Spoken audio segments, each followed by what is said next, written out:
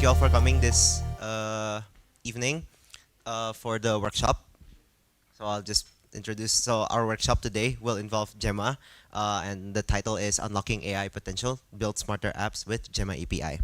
So to kick things off, before we start, let's say, how many of you consider yourselves creative? Can I see some hands? No. Maybe like writing or in coding, but maybe there's also creativity in music and art. So creativity comes in many forms, and today we'll be exploring specifically on how AI is also getting in on the creativity action. So next slide. Okay, so before we start, we have this entry ticket which you can scan. There's also going to be an exit ticket later at the end, which you will use to claim your SAT points, yeah, from this event. So I'll give you guys some time to scan this and fill it real quick. Okay, actually that should be enough time for you guys to fill in the form, yeah. So let's get to the session. So can I get next slide? Okay, so I'll run you through this rundown for the workshop first. So we'll start. We started with the icebreaker earlier, and now we're going to get into the seminar where we will introduce AI, understand Gemma, and APIs, as well as asking the question why Gemma API. And then we'll take a short break before we start getting into our hands-on activity. So next slide. Okay, so first, I want to start with this simple phrase: roses are red. Now, this is a classic line in poetry. And let's ask a few members here in the audience, for example, what do you think comes?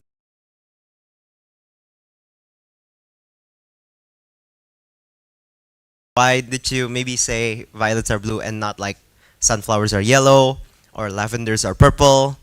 Because you usually hear violets are blue, right? Okay, so let's see, next slide. If you would put this into a generative AI and tell it to auto-complete it, then it just might, or most of the time, it'll return violets or blue.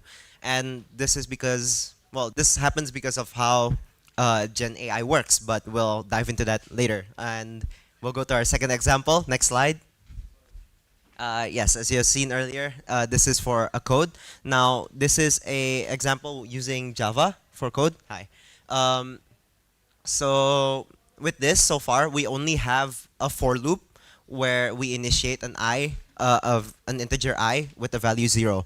But what can you make out of this, right? Now, let's say, Kenny, what do you think this is? What do you think this can autocomplete to, or what do you think you can make out of this for loop? What am I supposed to make out? What you mean, like the components from here? Yeah, like maybe what do you think this code could be used for, maybe, or how would you complete it? Maybe. I know you haven't heard Java, but maybe like, no idea. Uh, wait. You put the condition, and then after the condition, you put the whatever operation or sequence that you want to repeat for every yeah, every sequence, every step, every index. Okay, thank you. So you basically it's completed with the conditions based on what you already know on like the syntax, right? Okay. So next slide. Okay, so yes, an AI model would usually also autocomplete it the same way. They would just fill it with a certain condition and an operation, which in this case they generate. This AI in particular for this example generated an iterator in Java, where it decided the condition would be I has to while I is less than 10, and then it will auto increment up by 1. So next slide. Okay, so from here, we have seen an example of how generative AI works, but maybe the answer has this question in particular has not been answered, which is what is generative AI? So, can I get a next slide? Okay, so generative AI is basically an algorithm which generates content or media based on every single from pre-existing data which it has been trained with. So in this example, we have a generative AI model which takes in the input. It's raining cats and. So usually the saying the saying would usually go, "It's raining cats and dogs." But the way Gen AI works in this case is that it can actually think of generating many other words which are relevant to this in a way. So what this is basically the AI takes the context. It's raining cat sand, and decides which words is most relevant, and by it generates a bunch of possible words, and with these words, the model also decides on a certain probability distribution based on how probable the word is going to be chosen. And in this case, dogs is the highest probability because that's usually how it's used. That's how usually this phrase is used. But you might be wondering, why is there rain? Why is there drops? Why is there fish and wind? So here, if you look at again the context, sorry, if you see here the context, aside from dogs, rain could have been generated because of the context raining. This word could have played a role in playing the context to generate the word rain. Same with drops. While fish could have been generated because of the context provided by cats.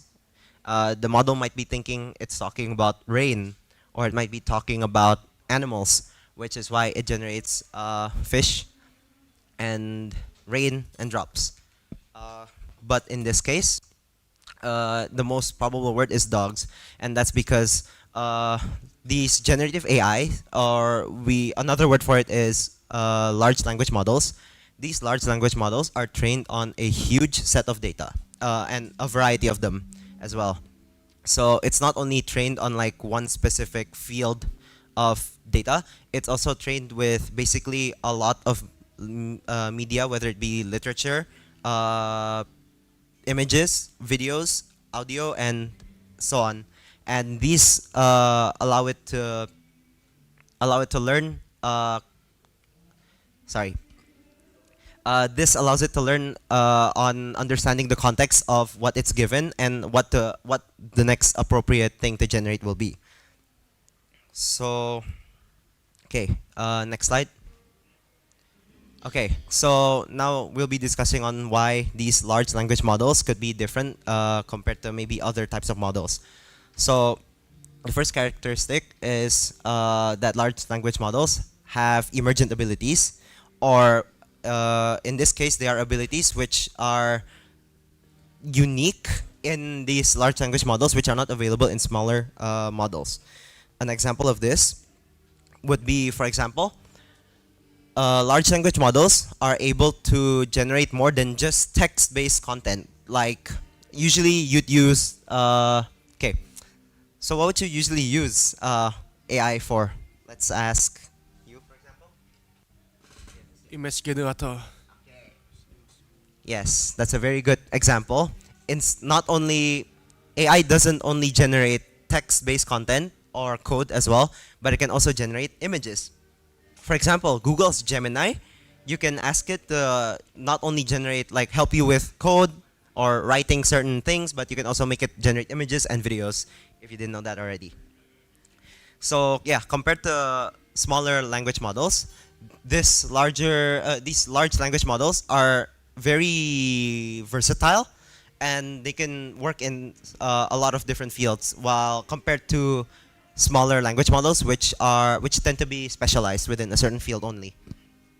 So next up, large language models is able to understand context of the human language, and this changes how we can interact with data and intelligent systems. So what this means is that large language models utilize attention mechanisms to focus on certain words, as previously shown in the example with the "it's raining cats and dogs."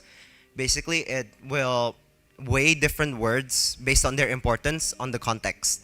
Just like how "it's raining cats and dogs," where dogs has the highest probability of being chosen, or the most important weight, because based on all the context it's learned from all the media that it's ever been trained with, that it's the most appropriate word to put next. And lastly, large language models can find patterns and connections in massive disparate data corpora. So what this means is that because of how large language models are trained, they have basically they have a lot of knowledge of a lot of things, and with this they're able to recognize patterns that maybe we cannot recognize ourselves. For example, they can find, for example, large language models, or yeah, AIs can actually detect maybe a connection between, let's say, three different fields, like maybe healthcare, marketing, as well as a business, maybe like all three of them. Maybe AI could find a link between the three and then tell you about it as well. So uh, with this, AI is just, it's very very flexible because it knows a lot of things, right? So okay, so next slide. Next slide. Okay, so now we'll be introducing the main character of this seminar, which is Google's Gemma. So what is Gemma? Uh, Next slide. So Gemma is an open weights AI assistant developed by Google DeepMind. In other words, Gemma is a state of the art open source model for developers. And what makes Gemma special is, compared to its Gemini counterpart, Gemma is actually open source, and it is almost no different actually with Gemini. It's open source, but it's built with the same technology as Gemini, so it has more or less the same capabilities. And Gemma comes in pre-trained and instruction tuned, so it's ready to use straight out the bat, and you can still fine tune it again on your own later. And Gemma is very suitable for a variety of apps because of how efficient it is, as it runs locally on your machine. So next slide. Okay, so here using this link, ai.google.dev/Gemma, you can actually access and see all the different types of Gemma models and how they perform benchmarked with other AI models. Okay, next slide.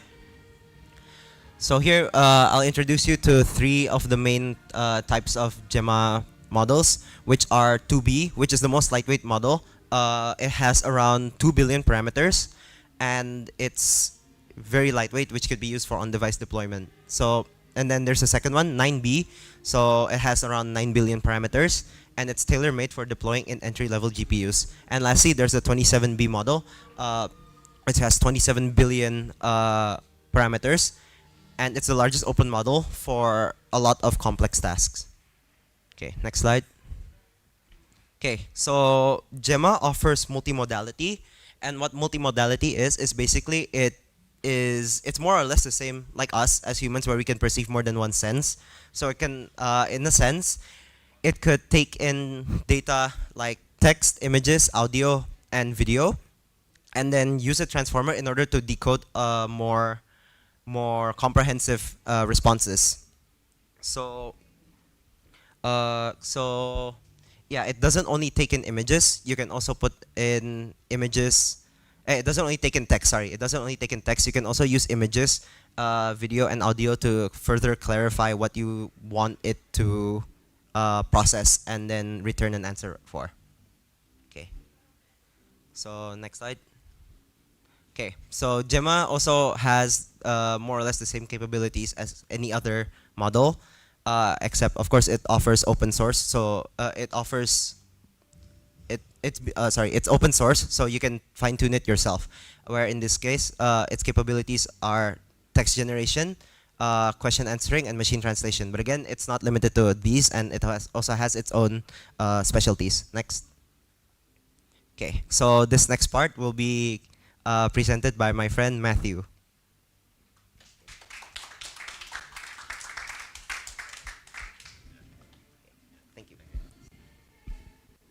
Uh, so, so hello everyone.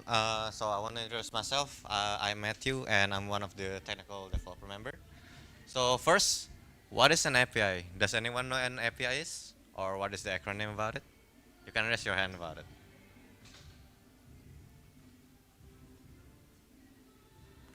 The A is okay. Application Program Interface. Am I right? Yes, nice. You're correct. It is application program interface. So yeah, next slide, please. So An API is a well-defined set of rules and protocols that allows different software systems to interact and exchange data with each other. Oh, you guys already seen like what Gemini able to do, right? It's a generative AI model that is produced by Google. But the thing about Gemini is that it can also be considered as an API because you can deploy any kind of mobile devices or create your own AI models and generative models using the API key that you can get from the model. Okay, next. Okay, so first is the content request format. So this is basically the how does the import of the generative of the Gemma works.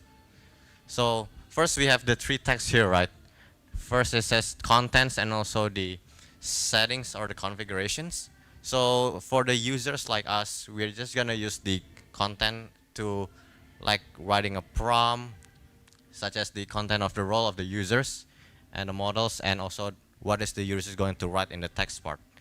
And in the settings of the configurations, there will be some tools. Do you guys know any kind of machine learning or AI tools that are available right now in the internet?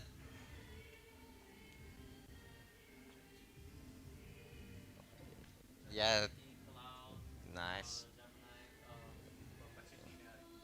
Yeah, that's correct. There are a lot of generative AI models, right? But the thing about this tool being specific is being specified by the caller himself. So the next thing is going to be the safety settings. This is going to be somehow what determines that what is the red flag or the green flag. And the generation configuration is going to be some sort of the parameters or what are the things that actually measures what are the response and the text from the users going to be processed by the AI. Yeah, next. Okay, now is the generate content response. This is basically the output process, which is going to be the end of it. First is going to be the candidate content, where only one candidate going to be returned today, which means that after one prompt response going, the one output will be also declared. And next is going to be the finished reason and the finished message.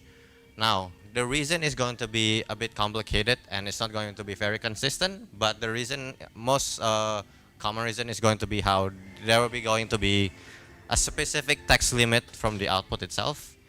And the finished message is going to be if the AI already determined that this answer is already enough for the users. And the safety ratings is going to be what makes that the AI themselves cannot just create or produce any kind of text to answer to the users. I mean, it's going to be really weird if the users will see that AI decide to go for, what is it, in being inappropriate to you guys. So that's why there is a feedback with the blocking reasons and also the safety ratings, which makes the AI that tells the AI that they cannot do some inappropriate making or creating inappropriate contents or text being produced. Yeah, next. So now we're going to be talking about the assistant Gemma API, where you guys are very interested about it. Yes, next please. So we are going to use the AI Studio Google, which provided by Google as well.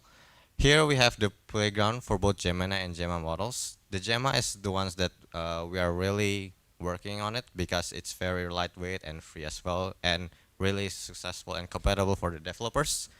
And next here is going to be the prompt gallery, so you guys can explore ideas, so you guys don't have to start alone and you guys can just pick one of them which is going to be compatible for your guys' objectives. Yes. So why Gemma API? Next please.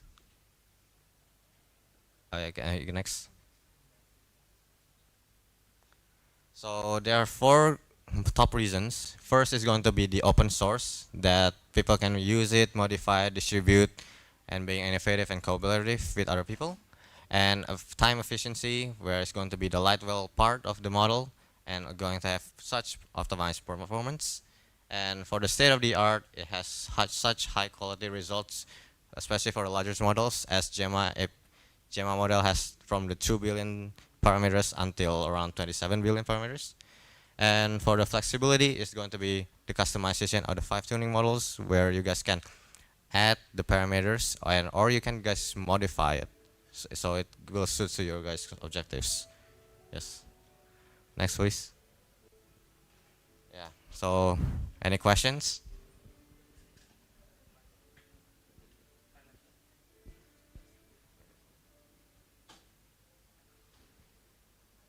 Yes. We're using an API, then why do we need AI? What's the what's the special thing here? Why do we need it?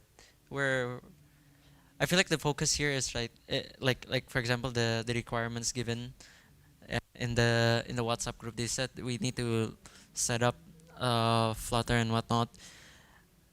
Um, if we're doing hands-on activity regarding APIs, why would there be a need for using AI unless, you know, let's say, based on assumption here that um, maybe you need an autocomplete, maybe you're learning, maybe you need some certain specific knowledge that maybe only an AI can easily pull out of nowhere in comparison to like us, you know, as humans.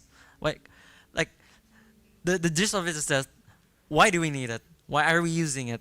If it's only API, why is there AI? That's all. Thank you. Yeah. Nice questions. So, already you want to explain, or do you want? So that's nice questions. That's a very important one because to do something, we actually need to know why we actually need it, right? So the reason you said that why we need both doing the API and also why we need to do the AI as well, right? The reason is that the API itself is going to be such of like the online models that's already provided by the Google because you need the API key, signing up and something like that. And after we doing the sign up, we actually before we creating the AI, we actually need to create a base. That's why you guys know that we asked you guys to download like Flutter, and there's like Dart for creating mobile devices or web app and stuff. That's where we are going to implement the AI, which is going to be the API, because we cannot just use online models. It's not very creative, and a lot of people already done it as well. So we need to be try to be creative about it and have it modified because we already have the code and everything is already in our own hands. Yeah, that's why. So just to confirm what you say, so we're building an app which is for an AI. We the reason why there's AI mentioned is so that we're implementing it on an app. We're not using it to make the app. Is that what you say? Ah, okay, thank you. Yes. Okay. Last questions. Any more questions? Okay. Can I use VS Code instead of Android Studio? For us personally, we suggest to use the Android Studio, right? But for VS Code, we haven't like create like the setup and installation guidelines. So, I mean, if you already can to set it up, yeah, it's fine because it's almost the same thing.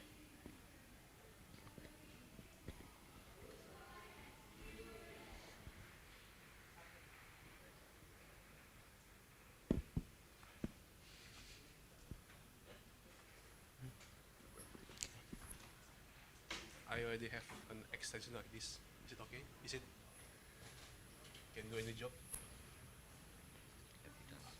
I already installed Flutter 2 in my Windows environment. So and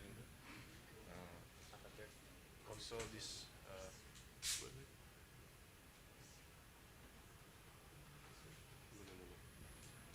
Android Android Virtual Device Manager, Android iOS emulator. Uh, so we think that yes, those extension actually work and works basically the same thing with the Android Studio. But the thing is that the Android Studio we have everything prepared. That's why we suggest to use the Android Studio. But if you already done that, I think that's supposed to be enough for the I use application. VS Code because last night I have no time to install Android Studio. Yeah. Yeah, it's fine. Android Studio is a high memory application, so yeah, it's fine. Yeah. Right, thank you for the question. Any more questions? It has 20 gigabytes. Yeah, yeah, that's fine. Okay. So does anyone else have any more questions then? Okay. Then next slide. Yeah. Okay, so now we'll be going for a short break first before we start with the hands-on coding workshop, okay?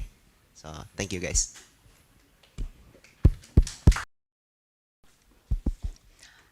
Hi guys, welcome back. So the session, break session is over. We're going to continue with the workshop again, okay? So I'm going to give this mic to the tech dev.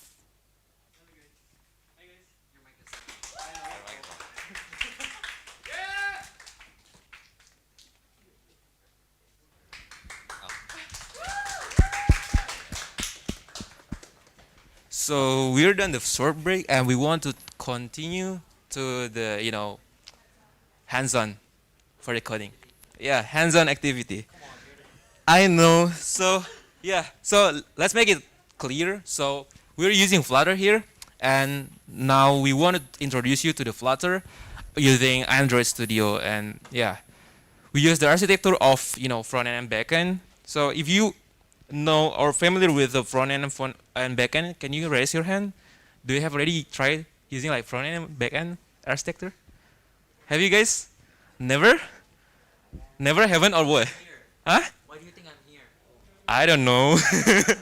I don't know. Why are you asking me? I'm not you. Yeah.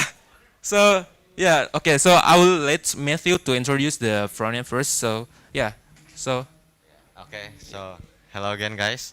So for the front end part, so first of all, for this project, we are actually going to building like a productivity tool app, but this is only for, but the main function of this app is just going to be a note-taking app. So you guys just can write notes, you can save it, delete, and other stuff.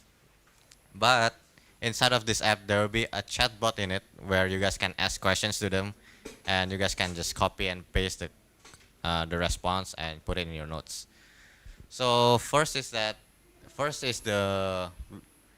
is the Flutter architecture. So when you guys in Android Studio or also in Visual Studio Code, you guys can create two file and make a new Flutter project, and you guys choose the application form, and there will be a lot of folders from idea, lib, and applications and other Flutter plugins. but sorry. Before we move more into deep, like, have you guys installed the Flutter or I mean the Android Studio? Have you guys? Really? Oh, you haven't done. Oh, you use VS Code? Oh. Okay, okay, okay. Why? It has 20 gigabytes and 20 gig. I know it's so big. I had no time Hmm. to install it last night. Oh, okay, okay. It's okay. We can go into like overview so you guys can understand. I mean the underlying architecture. So yeah. So but before, have you like tried about? Have you like coding something? What's your specialty or you're learning what? Have you learned something? I mean, like coding, programming language, front end, like what? HTML, CSS, or some Next.js, React.js. Oh, okay, okay. So you're familiar with front end, back end, full stack, or only front end? Front end. Oh, using like Tailwind CSS also. Oh, okay, nice. So how about you? Have you installed something? All done? Flutter. Oh, okay. So actually, we won't just give you like the overview. So we want to introduce you that we can run AI from Gemma in our application locally. So actually, that we want to use it like the local AI. You know, if you guys using like AI like OpenAI something, we run it on the cloud. I mean, we just call the API, fetch API, and then it's all run on the clouds. But instead, in this kind of workshop, we just want to show you that we just want to run it locally. So have you tried the local AI? Never. No? understand it? I can't be ours. Okay. So it's interesting that we run the AI locally because we're gonna use the Olama. Have you guys know about the Olama before? Yeah? Huh? You know? Okay. So Llama basically is open source also for the AI something. So Olama is like the architect is like an open source package for AI that's packaging the Gemma API also. Like they have Gemma inside of the Olama. So we just need to download Olama for our computer and we can run it directly on the local. So do you guys have any question before we move? Yeah, sure. I don't have the boilerplate for this project. Oh, you don't have it. Huh? You want it? Yeah, I want the boilerplate. Okay. So we will share you guys the boilerplate. I mean, maybe in the GitHub link after this session. So I will ask Matthew first. Matthew, do you think we want to provide directly for the boilerplate? For the GitHub? Okay. We're gonna share it at the end of this workshop, so you can easily maybe copy and paste it directly. Because we do know, I mean, if we give you guys like directly all of the boilerplate, maybe you're just gonna all like copy and paste. Okay. Is it okay? Okay, yeah. Hold on. Later when you run it.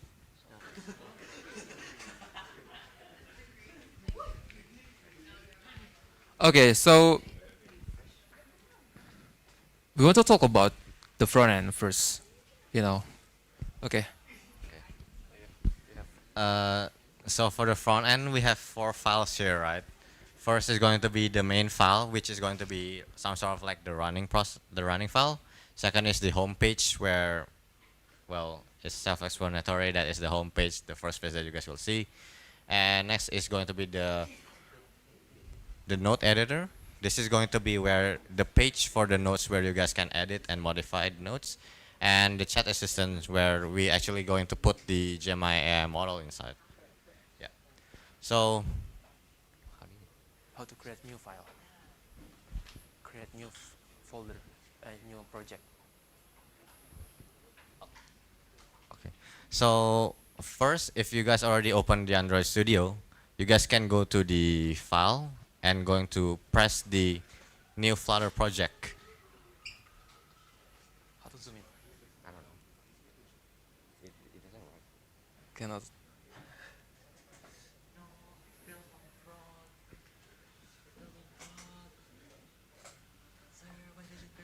So here at the new play button, we are going to press the new Flutter project.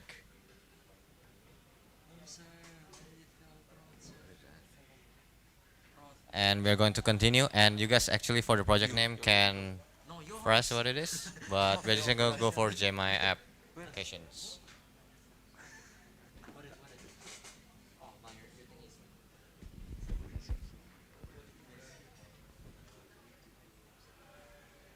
Okay, I think we have some problem in every own computer.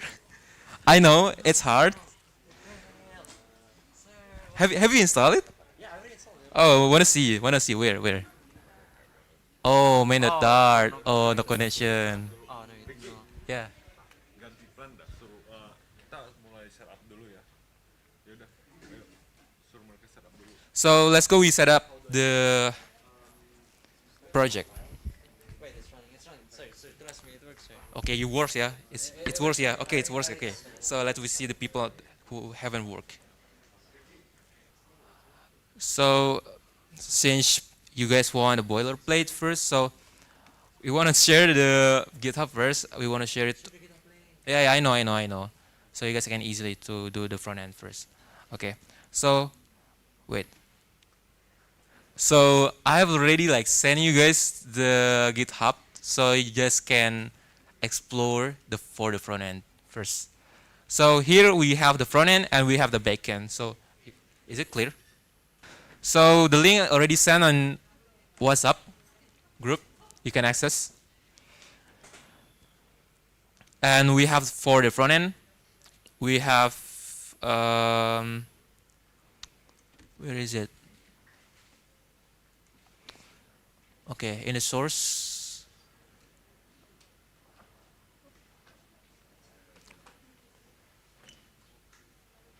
Okay. So we want to make sure that everything's like is done for the downloading the Flutter and all the setup. And since we do understand that the setup for Flutter is kind of challenging, so we give you guys time for set it up first. But for the GitHub, I've already sent it on the WhatsApp.